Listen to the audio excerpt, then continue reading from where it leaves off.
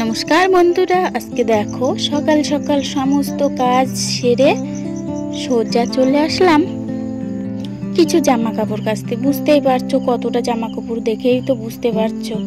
আসলে আমার একদিন যদি না কাচি তো এক ঢিপ করে জামা কাপড় হয়ে যায়। তো সবাই কেমন আছো? সবাই নিশ্চয়ই ভালো আছো। সুন্দরবন জেলার ছোট্ট একটা অঞ্চল থেকে আমি নমিতা বলছি। তো দেখো আমি একে একে এখন সব জামা কাপড়গুলোকে ভিজিয়ে দিচ্ছি।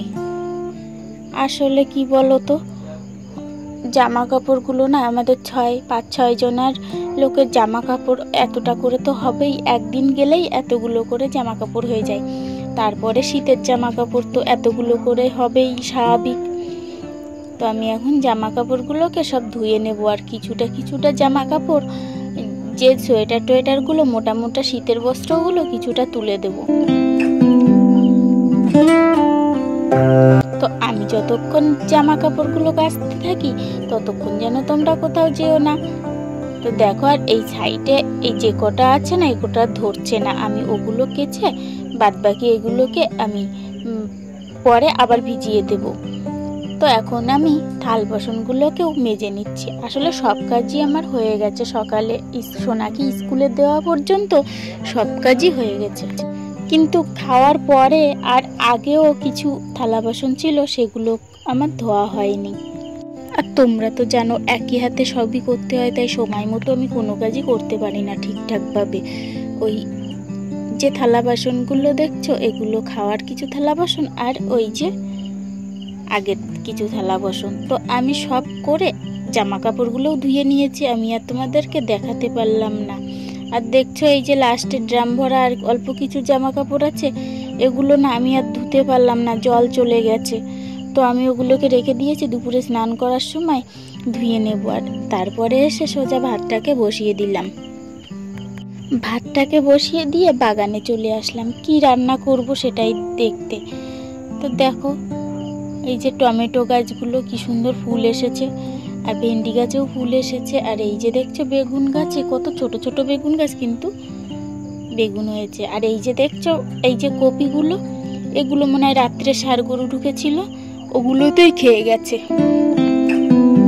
আমি একটা কপি তুলে নিলাম রান্না করব বলে, সাথে ওই বেগুনগুলো তুললাম আর কিছু টমেটোও তুললাম। তো দেখো গাছে কিন্তু কত ছোট ছোট জালি এসেছে বেগুনের। আর এই যে দেখো বিভিন্ন রকমের বেগুনের আসলে চারা এনে লাগানো, তো এক এক জায়গায় এক এক রকমের চারা নিয়ে আসা এক এক দোকান থেকে। তো চারাগুলো সেজন্য বিভিন্ন ধরনের বেগুন হয়েছে। তো আমি সবগুলো তোলা হয়ে গেছে, এখন কটা শাক তুলে নেব, আলু শাক। আর দেখো ওই টমিটা না আমার পিছনে পিছনে ঘুরে বেড়াচ্ছে। আসলে খুবই দুষ্টু হয়েছে বাচ্চা, তো এখন ওই পিছনে পিছনে ঘুরে বেড়ায়। তো আমি আলু শাকগুলো তুলছি। আর দেখো আলু শাকে না একটু পোকা হয়েছে, যার জন্য আমার টাইম লাগছে। আর দেখো টমি নাইটিটা টেনে ধরেছে, আর একটু হলেই ছিঁড়ে যেত, দাঁতে বেঁধে গেছিল। আর এই যে সাইডে দেখতে পাচ্ছ, এগুলো কিন্তু পেঁয়াজ গাছ। আর এখন আমি খুব ভালো করে শাকগুলো তুলে নেব। তো আমি যত সময় শাকগুলো তুলতে থাকি তত সময় তোমরা যেন কোথাও যেও না, আমার পাশে থাকো। তো দেখো আমি কিন্তু শাকগুলো এখন তুলছি।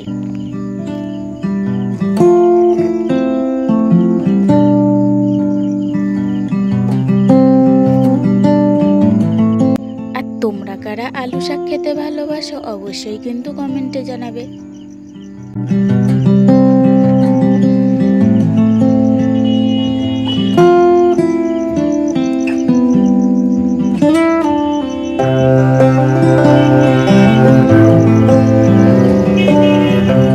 আমি দেখো লাফালাফি করছে, দেখছো কত লাফাচ্ছে। আমারও শাক তোলা হয়ে এসেছে, আর টমি না আমার আগে আগেই ছুটে বাড়ি চলে যাচ্ছে, দেখেছো।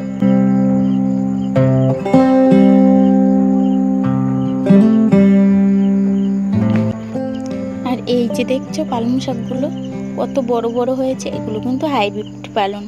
আসলে পেঁয়াজ গাছের মাঝখানে মাঝখানে একটা একটা ছাড়া ছাড়া পালং শাক হয়েছে, ওর জন্য এত বড় বড় হয়েছে। কত বড় বড় পাতা তোমরা দেখেই বুঝতে পারছো। তো আমি আলু শাকের সাথে 4-5টা পাতা নিয়ে নিচ্ছি। তো দেখো এখন আমি সবগুলো তুলে এনে বসেছি। এখন একে একে সব সবজিগুলোকে আমি কেটে নেব। আর এসে দেখি উনুনটা প্রায় নিভে গেছে, তো আমি একটু কাঠটা আবার ঠেলে দিলাম।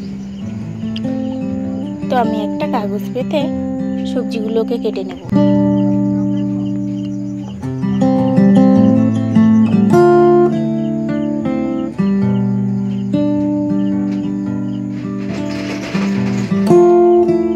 তো দেখো আমার সবজিগুলো কিন্তু কাটা হয়ে গেছে। এখানে আমি বেগুন ভাজা আর টমেটো ভাজা আর এই যে সবজিগুলো কেটে রেখেছি এগুলো দিয়ে পাতাকপি ভাজা করব।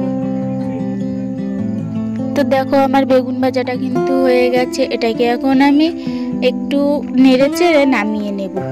তো দেখো এখন আমি বেগুন ভাজাগুলোকে একে একে প্লেটে নামিয়ে নিচ্ছি। আর ওই তেলেই আমি টমেটোগুলোকে ঢেলে দেব। দেখো আমার টমেটো ভাজাও কিন্তু হয়ে এসেছে। তো একটু তেল দিয়ে দেব। আর তোমরা যারা আমার চ্যানেলে নতুন, তো আমার চ্যানেলটাকে অবশ্যই সাবস্ক্রাইব করে দেবে আর আমার পাশে থেকে আমাকে একটু সাহায্য করবে। আসলে কি বলো তো, আমি তো নতুন চ্যানেল খুলেছি, কিন্তু আমি না এখনো ঠিক মতন কিছু বুঝে উঠতে পারি না। আর সব থেকে বড় কথা, আমি না সময় খুবই কম পাই। তো ওই বাঁধাকপিটা ভাজবো বলে এই যে মাছের মাথা ছিল, মাছের মাথা দুটোকে আমি কিন্তু ভেজে নেব। নিয়ে তারপরে একটু জিরে পোড়া দিয়ে মাথা দুটোকে কিন্তু আমি গুঁড়ো গুঁড়ো করে নিয়েছি ভেজে। আর এই জিরে পোড়া দিয়ে বাঁধাকপিটাকে ঢেলে দেব। তো এভাবে নেড়ে চেড়ে লবণ হলুদ সব কিছু পরিমাণ মতো দিয়ে একটু জল দিয়ে আমি বাঁধাকপি ভাজাটাকে ঢেকে দেব। আর হ্যাঁ, আমি কিন্তু এখানে কাঁচা লঙ্কা শুকনো লঙ্কা দুটোই অ্যাড করেছি। তো কিছুক্ষণ পরে দেখো সিদ্ধ হয়ে গেছে আর একটু জল বেরিয়েছে। তো আমি জলটা শুকিয়ে নেব। একটু জোরে জাল দিয়ে ভালো করে নেড়ে চেড়ে একটু ঘন্ট ঘন্ট হয়ে আসবে। তো দেখো বাঁধাকপি ভাজা কিন্তু আমার প্রায় হয়ে এসেছে। সামান্য পরিমাণে একটু চিনি দিয়ে আবারও ভালো করে নেড়ে চেড়ে নামিয়ে নেব। আর তারপরে সে আলু শাক তুলেছিলাম সেটাকে আমি উনুনের পরে দিয়ে দিলাম। আজকে আসলে মাছ হয়নি, তো আমি কি রান্না করলাম দেখো। আমার ভিডিওটা যদি ভালো লাগে তো একটু লাইক দিয়ে দিও।